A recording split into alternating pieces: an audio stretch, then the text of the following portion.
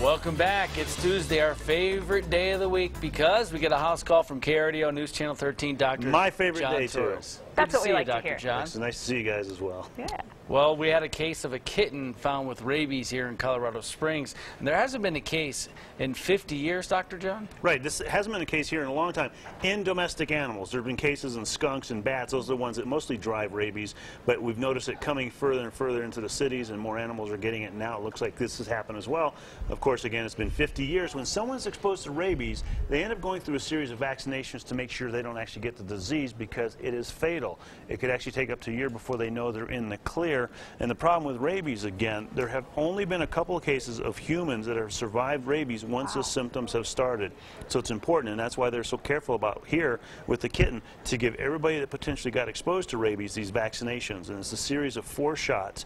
You get one at day 0, day 3, day 7, and day 14. And it's not like the old days where they used to have to get the shots in the stomach and everything. It's basically just a regular shot they get.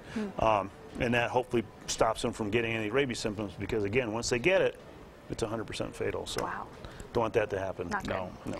Well, a warning from the World Health Organization says over 1 billion people ages 12 to 35 at risk of hearing loss. And this is the culprit right here, the earbuds. These are the things that are causing a lot of the problems right now. And cranking up the tunes today could mean not hearing tomorrow. As a matter of fact, over 1 billion people are at a risk of hearing loss. Some studies have shown that the number of young people with damaged hearing has actually gone up over the past decade. The likely culprits, again, are iPods and smartphones and those earbuds. In 1994, 3.5% of American teens experienced hearing loss, but that number rose to 5% in 2006. That was 8 years ago.